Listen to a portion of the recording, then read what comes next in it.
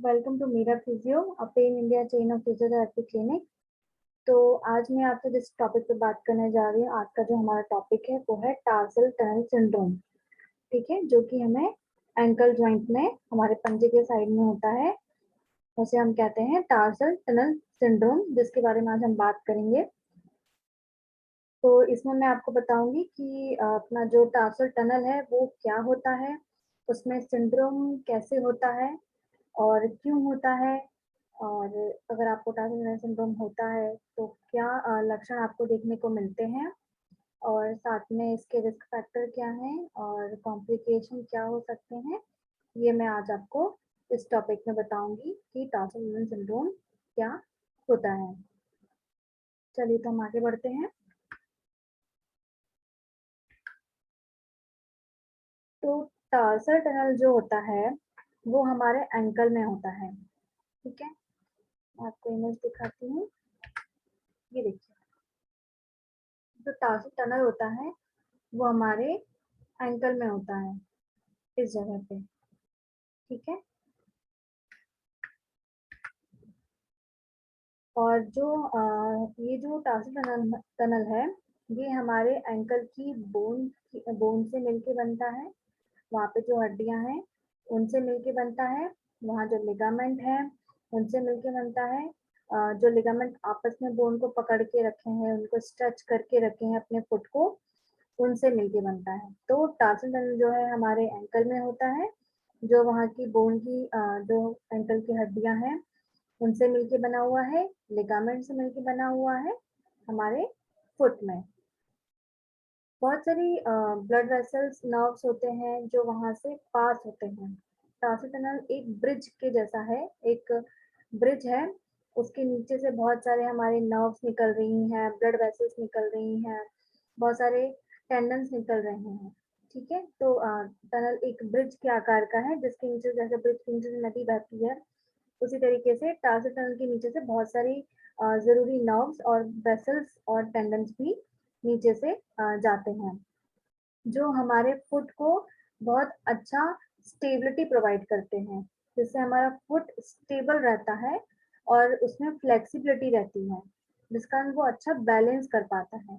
हमारा जो main body balance जो रहता है वो फुट के कारण ज़्यादा अच्छा रहता है। तो ये सब चीज़ें मिलके हमारे फुट की फ्लेक्सिबिलिटी बहुत अच्छी बनाती हैं, उसको स्टेबिलिटी उसकी अच्छी बनाती हैं, जिस कारण हम इजीली वॉक कर पाते हैं, बैलेंस के साथ वॉक करवाते हैं, सिंगल लेग स्टैंड में मतलब एक पैर पे खड़े हो पाते हैं। तो ये सब कुछ चीजें हैं जो उसमें कंट्रीब्यूट करती हैं। टार्सल टनल हमारा मेन जो है वो कंट्रीब्यूट करता है इन सब चीजों में। ठीक है, तो हमने अभी देखा कि टार्सल टनल क्या होता है, इसको हम कंटिन्यू करते हैं आगे। जो तो टार्सल टनल होता है वो 3 बोन से मिलके बनता है, मीडियल मैलुलस, टेलस और कैल्केनियस। ठीक है, 3 बोन में आपको दिखाती हूँ। ये आपका पंजा है। ठीक है, ये आपका टेलस, कैल्केनियस। ठीक है, और इस तरफ रहता है मीडियल मैलुनस, जो अपने एड़ी में अंदर की तरफ एक आपको राउंड राउंड शेप का दिखता है, दोनों तरफ रहता है, लेटरल साइड भी और मीडियल साइड भी आपके एंकल जॉइंट पे गोल गोल तरह से दिखता है, उसको हम मैलुलस कहते हैं। तो मीडियल की तरफ जो है, अंदर की तरफ, पैर में अंदर की तरफ जो गोल गोल का हिस्सा रहता है एंकल पे, उसे हम मीडियल मैलुलस कहते हैं। तो एक वो मीडियल मैलुलस हो गया, ये इधर रहता है मीडियल मैलुलस। टेलस बोन हो गई, कैल्केनियस बोन हो गई, ये तीनों मिलके बनाती हैं टार्सल टनल ब्रिज को, जो हमारा टार्सल टनल जो है ब्रिज, उसको बनाती हैं। और साथ में उसका हेल्प करती है फ्लेक्सर रेटिनाकुलम, जो एक फाइब्रस शीट है, जो कि मीडियल मैलुलस से लेके कैल्केनियस तक जाती है। ये देखिए, ये जो व्हाइट कलर की आपको एक इमेज दिख रही है यहाँ पे, ये है फाइब्रस कार्टिलेज। ठीक है, फ्लेक्सर रेटिनाकुलम, जो कहाँ से शुरू हो रहा है, हमारे टेलस से शुरू हो रहा है और कैल्केनियस तक आ रहा है। इनके बीच में ये मेन जो है, ये ब्रिज है हमारा। मेन ब्रिज का जो हिस्सा है ये है वो फ्लेक्सर रेटिनाकुलम, जो हमारे कैल्केनियम पे खत्म हो रहा है और टेलस से शुरू हो रहा है, जिसके नीचे से बहुत सारी नर्व्स, वेसल, ब्लड वेसल्स, ये सब जा रही हैं। तो हमारा टार्सल टनल किस किस चीज से मिलके बनता है? मीडियल मैलरस, टेलस, कैल्केनियस और फ्लेक्सर रेटिनाकुलम। मीडियल मैलरस, टेलस और कैल्केनियस जो है वो बोन होती हैं, और फ्लेक्सर रेटिनाकुलम जो होता है वो एक फाइबर की शीट होती है, जो कि कहाँ से कहाँ तक जाती है? मीडियल मैलरस से लेके कैल्केनियस तक जाती है। अब हम देखते हैं कि इस शीट के नीचे से, जो फाइबर शीट है उसके नीचे से कौन कौन सी चीजें जाती हैं, कौन कौन सी नर्व जा रही हैं, कौन से टेंडन जा रहे हैं, ये हम देखते हैं। पहला जाता है इसके नीचे से टिबियालिस पोस्टीरियर टेंडन, एक मसल्स का जो टेंडन है वो इसके नीचे से होके जा रहा है। दूसरा जाता है फ्लेक्सर डिजिटोरम लॉन्गस टेंडन, ठीक है। फिर जाता है पोस्टीरियर टिबियल आर्टरी और वेन, दोनों इसके नीचे से जा रही है, पोस्टीरियर टिबियल आर्टरी भी जा रही है और वेन भी जा रही है। फिर आती है हमारी टिबियल नर्व, ठीक है। फिर आता है हमारा फ्लेक्सर हॉलिसिस लॉन्गस टेंडन, ठीक है। तो जो ये शीट है इसके नीचे से कितने कंडेंस निकल रहे हैं? टिबियालिस पोस्टीरियर का टेंडन जा रहा है, फ्लेक्सर डिजिटोरम लॉन्गस का टेंडन जा रहा है, पोस्टीरियर टिबियल आर्टरी और वेन दोनों ही जा रही हैं, टिबियल नर्व जा रही है और फ्लेक्सर हॉलिसिस लॉन्गस का टेंडन जा रहा है, ठीक है। ये इसके नीचे से पास हो रहे हैं, ब्रिज के नीचे से। ये देखिए इमेज, ये आपको दिख रहा है फ्लेक्सर रेटिनाकुलम, और इसके नीचे से इतनी सारी ये मसल्स नर्व सब सप्लाई हो रहा है, ठीक है। चलिए हम आगे बढ़ते हैं।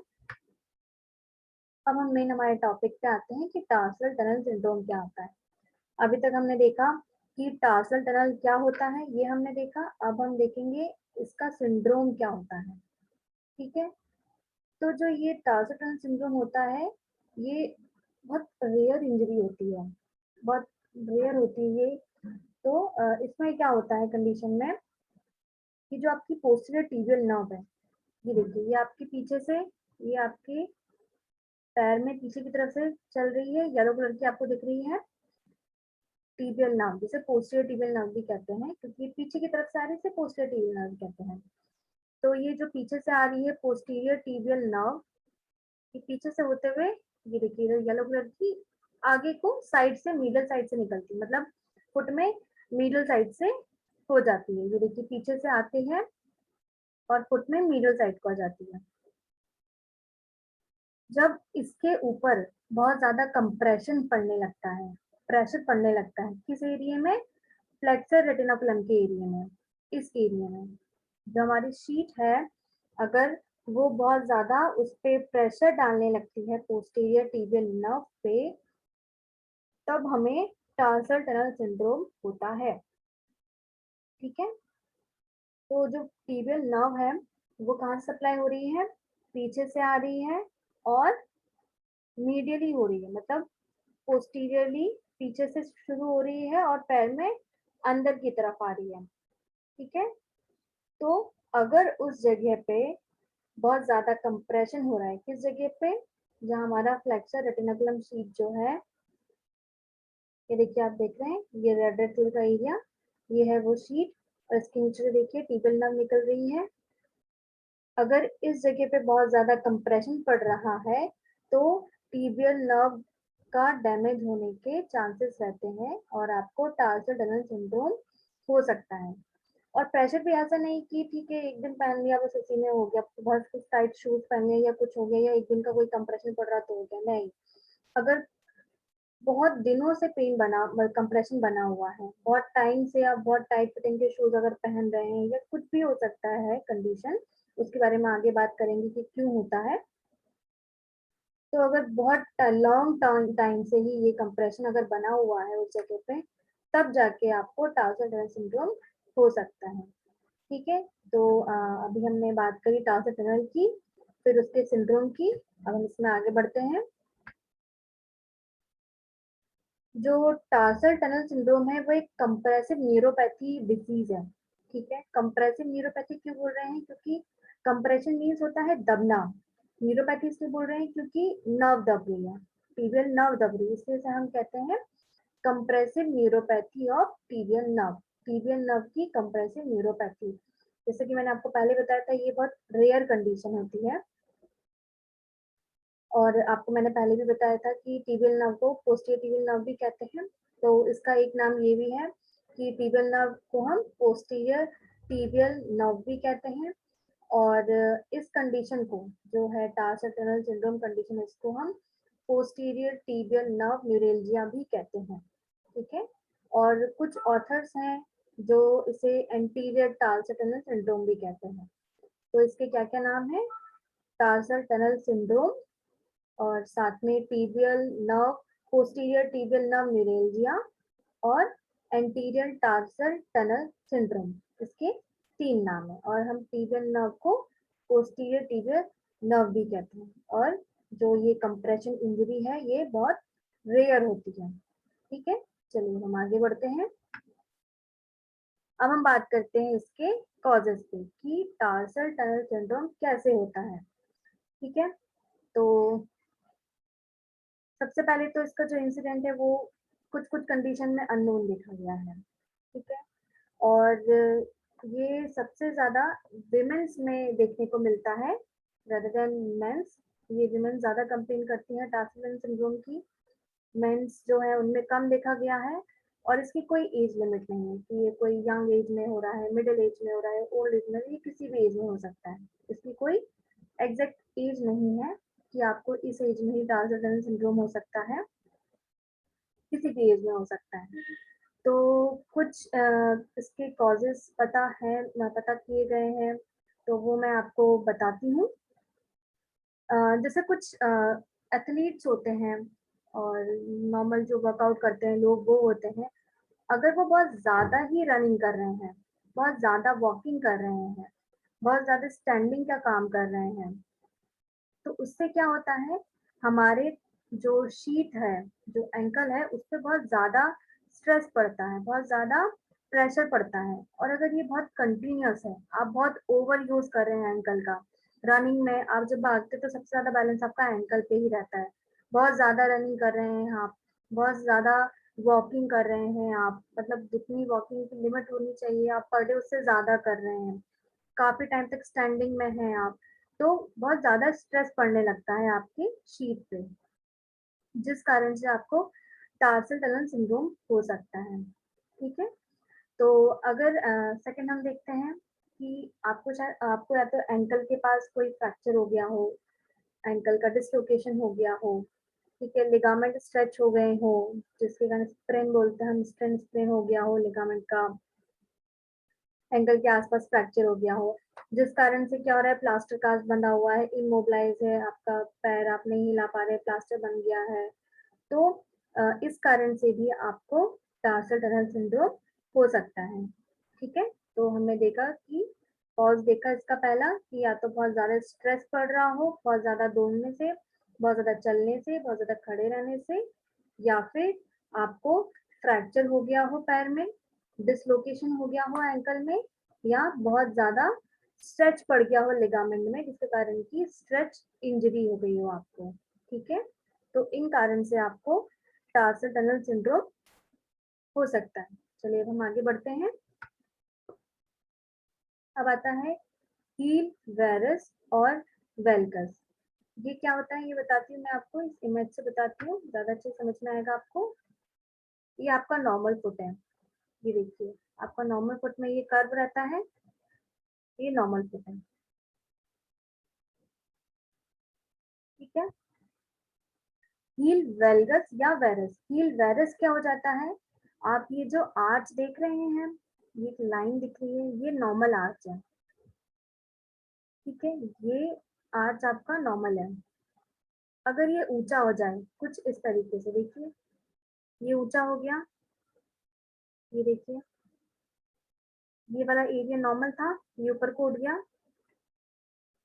इसे हम कहते हैं हील वेरस। डिफॉर्मिटी होती है ये पैर की, हील वेरस, हाई आर्च। अगर आपको हाई आर्च कंडीशन है आपके पैरों में, तो इस कारण क्या होता है, यहाँ जो शीट है, यही रहती है शीट, मैंने आपको इमेज में दिखाया था अभी, उस पर प्रेशर पड़ने लगता है पैर पे, उस शीट पे प्रेशर पड़ने लगता है, जिस कारण की वो नर्व पे प्रेशर डालती है, और टार्सल टनल सिंड्रोम हो जाता है। अब आता है हमारा हील वेल्गस। दो थे हमारे, हील वेरस और वेल्गस। हील वेल्गस होता है कि आपका जो ये आर्च है एकदम फ्लैट हो जाए।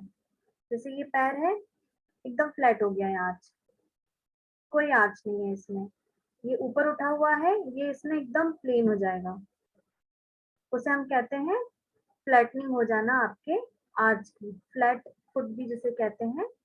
तो इस कंडीशन में भी आपके जो फाइबर शीट है, जो आपका रेटिनाकुलम है, टार्सल टनल जो ब्रिज है उस पर कंप्रेशन पड़ने लगता है और टार्सल टनल सिंड्रोम आपको हो सकता है। ठीक है, फिर आता है आपका नेक्स्ट कॉज आता है फाइब्रोसिस। ठीक है, अब फाइब्रोसिस क्या होता है कि कभी कभार किसी किसी को एंकल में ओवर यूज के कारण स्कार टिश्यू बन जाते हैं। ठीक है, और वो कंप्रेशन डालने लगते हैं आपके शीट पर। अगर आप पैरों का बहुत ओवर यूज कर रहे हो दौड़ने में, चलने में, खड़े रहने में या कोई भी और एक्टिविटी में, तो उस ओवर यूज के कारण वहां पे स्कार्स टिश्यू डेवलप हो जाते हैं। ठीक है, आपके एंकल के पास जो आपके शीट पे कंप्रेशन डालने लगते हैं, और वो कंप्रेशन शीट कहाँ फॉरवर्ड करती है, आपकी पोस्टीरियर टिबियल नर्व पे, जो कि पास हो रही है उस शीट के नीचे से, जिस कारण से आपको फाइब्रोसिस के कारण आपको टार्सल टनल सिंड्रोम हो सकता है। ठीक है, अब हमारा नेक्स्ट आता है एक्सेसिव वेट। अगर आपका बहुत ज्यादा वेट है, उस कारण से भी आपको टार्सल टनल सिंड्रोम हो सकता है, क्योंकि हमारी पूरी बॉडी का वेट जो है हमारे पैरों पे सप्लाई होता है। हमारे एंकल हमारी पूरी बॉडी का वेट जो है वो होल्ड करते हैं। तो अगर उस पर ओवर वेट पड़ता जाएगा तो वो ओवर यूज होगा उसका, वो अपनी क्षमता से ज्यादा काम करेगा एंकल, अगर आप बहुत ज्यादा ओबेस हैं तो तब भी आपको टार्सल टनल सिंड्रोम हो सकता है, क्योंकि वो जितना ज्यादा ओवर यूज में आएगा और उतना ज्यादा उस पर कंप्रेशन आएगा शीट पे, जो कि वो फॉरवर्ड करेगी पोस्टीरियर टिबियल नर्व को, जिसके कारण कि आपको टार्सल टनल सिंड्रोम हो सकता है। ठीक है, अब नेक्स्ट है हमारा कि अगर आपको वहां गैंग्लिया हो गया है। ठीक है, गैंग्लिया क्या होता है कि हमारे जो लिगामेंट है और जो जॉइंट है वो अगर आ, अपना फ्लूइड सिक्रीट करने लगे, ठीक है, और वहां पे एक थैली की तरह उस थैली का आकार हो जाए आसपास, और उसमें फ्लूइड भरने लगे। जब हमारे लिगामेंट और जॉइंट किसी किसी कारण से, कुछ भी हो सकता है वो कारण, उस कारण से अगर वो फ्लूइड सिक्रीट करने लगे और वो हमारे एंकल के आसपास एक थैलीनुमा आकार ले ले और उसमें भरने लगे, फ्लूइड उसके अंदर भरने लगे, जिसके कारण की शीट के ऊपर प्रेशर पड़ने लगे, तब भी हमें टार्सल टनल सिंड्रोम हो सकता है। अगर आपको ट्यूमर हो गया हो पैर में तो भी ये चीज देखने को मिलती है। और इडीमा मतलब कि स्वेलिंग, अगर पैरों में बहुत ज्यादा स्वेलिंग हो गई हो तब भी आपको टार्सल टनल सिंड्रोम हो सकता है, क्योंकि बहुत ज्यादा स्वेलिंग रहेगी, फ्लूइड भरा रहेगा उसमें, वो प्रेशर डालेगा उस पे शीट पे, जिसके कारण कि आपको टार्सल टनल सिंड्रोम हो सकता है। अगर ऑस्टियोफाइट्स डेवलप होने लगे हों तब भी आपको हो सकता है, या फिर आपको वेरिकोसाइटिस हो गया हो। वेरिकोसाइटिस क्या होता है, ये देखिए, ये आपको दिख रहा है, इसे कहते हैं वेरिकोसाइटिस। जो हमारी वेन्स होती हैं छोटी छोटी, उनके ऊपर अगर प्रेशर पड़ने लगा है तो उसमें इस तरीके का कलर चेंज हो जाता है, इसे हम कहते हैं वेरिकोसाइटिस। ये भी कंप्रेशन डालती है, अगर ये बहुत ज्यादा होगी इस तरीके से, अभी ये कम है, कुछ लोगों में बहुत ज्यादा देखने को मिलती है। अगर ये बहुत ज्यादा होगी तो भी ये शीट के ऊपर कंप्रेशन डालती है, जिसके कारण से आपको ये आपका जो है टार्सल टनल सिंड्रोम हो सकता है। ठीक है, फिर आता है हमारा टेंडोनाइटिस।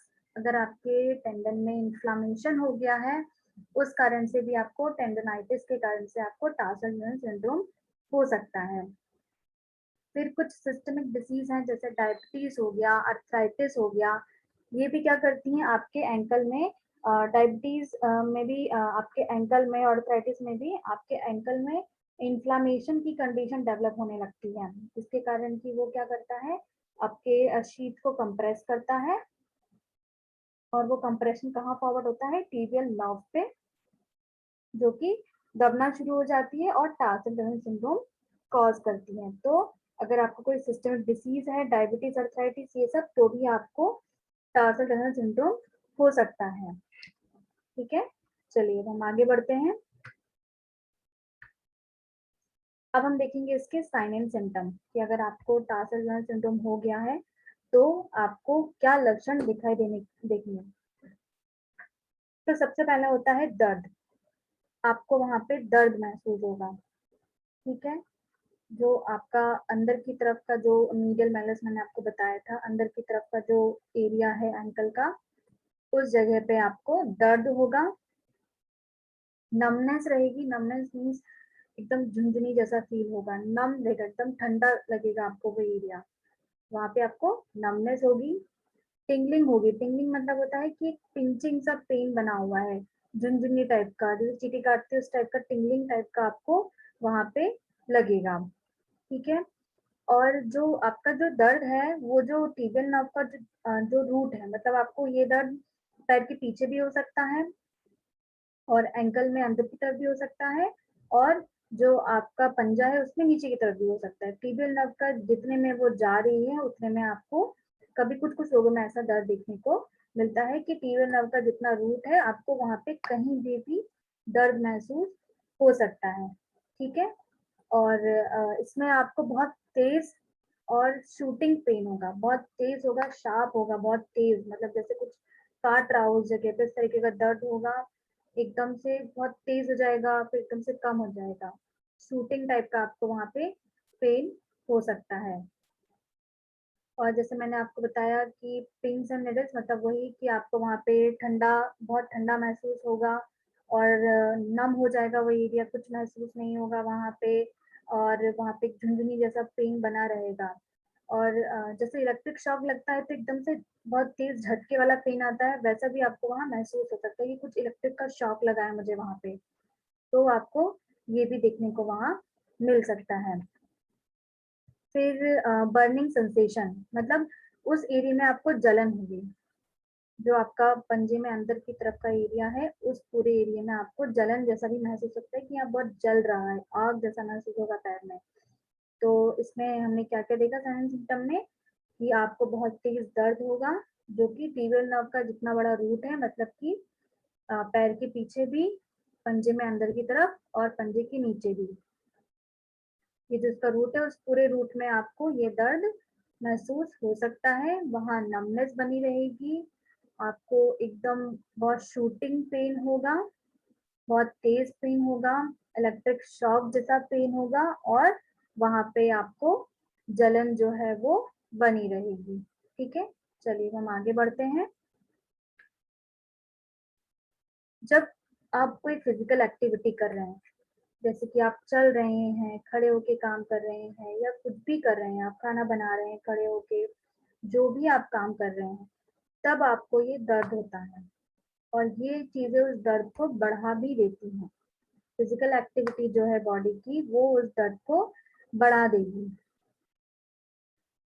बट कुछ कंडीशन में क्या क्या होता है, अगर आपने उसको अनट्रीटेड रखा, आपने ध्यान नहीं दिया, आपने सोचा ठीक है होता है पेन, ये सोच के आपने ध्यान नहीं दिया, तो कुछ टाइम बाद आपको ये दर्द रात भर बना रहेगा। आपको वो दर्द, टिलिंग सेंसेशन, जितने भी सिम्टम मैंने आपको बताया, वो आपको रात में भी बने रहेंगे और जब आप रेस्ट करेंगे तब भी बने रहेंगे।